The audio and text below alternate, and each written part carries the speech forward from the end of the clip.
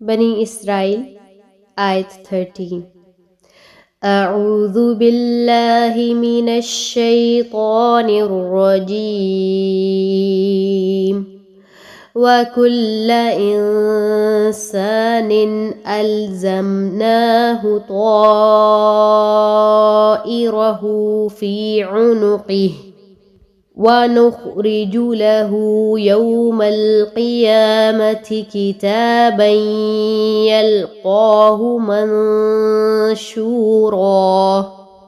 وَكُلَّ اور ہر انسان کو الزمناہ لازم کر دیا ہم نے اس کو طائرہ شگون اس کا فی عنقہ اس کی گردن میں ونخرج اور ہم نکالیں گے لہو اس کے لیے یوم دن القیامتی قیامت کے کتاباً ایک کتاب یلقاہ وہ پائے گا اسے منشورا نشر کیا ہوا کھلا ہوا۔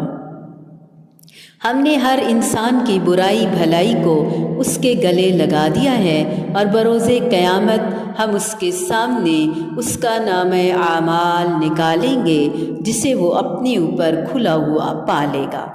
انسان کے لیے دین اور دنیا کی تمام تر ضروری باتیں کھول کھول کر مفصل بیان کرنے کے بعد تاکہ انسان بھرپور فائدہ اٹھائے، اپنی دنیا اور آخرت سنوارے، اللہ سے ملاقات کی تیاری کرے، اپنے مقدر بنائے۔ پھر بھی اگر نہیں بناتا تو اس کے نصیب طائرن پرندہ کا معنی ہے عنقن گردن کے۔ امام ابن کثیر نے طائر سے مراد انسان کے عمل لیے ہیں۔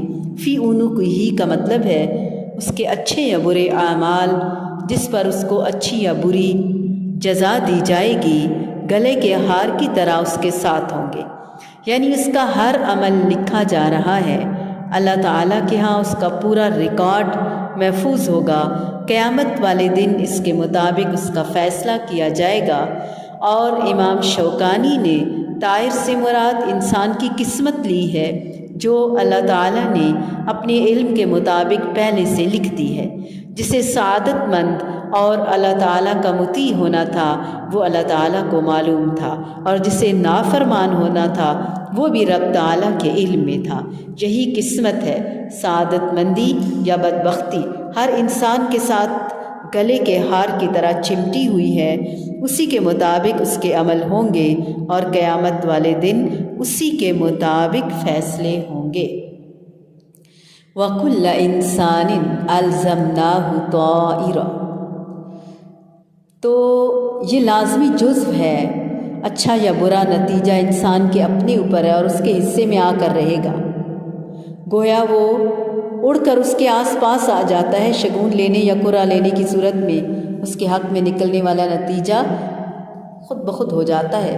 انسان کے حصے میں آنے والی چیز یا اس کا عمل جو اس نے کرنا ہے اور اس کا رزق جو اسے ملنا ہے، سب پر یہ لفظ بولا جاتا ہے۔ مطلب یہ ہے کہ اگر اللہ تعالیٰ نے انسان کو عقل اور تمیز دے کر یہ اختیار دیا ہے کہ وہ سیدھے رستے پر چلے یا غلط رستے پر، نیک اعمال کرے یا پھر بد، پھر بھی اس نے جو کچھ کرنا ہے خواہ اس کے اختیار میں ہے جیسے نیکی یا بدی، اور خواہ اس کے اختیار میں نہیں ہے جیسے اس کی عمر، اسے پیش آنے والے اچھے یا برے حوادث، سب اللہ تعالیٰ کو پہلے سے معلوم ہے۔ اور ہر وہ انسان جو کچھ کرنے والا ہے کرنا ہی کرنا ہے اس نے، کیونکہ اللہ تعالیٰ کا علم اور اندازہ تقدیر کبھی بھی غلط نہیں ہو سکتی۔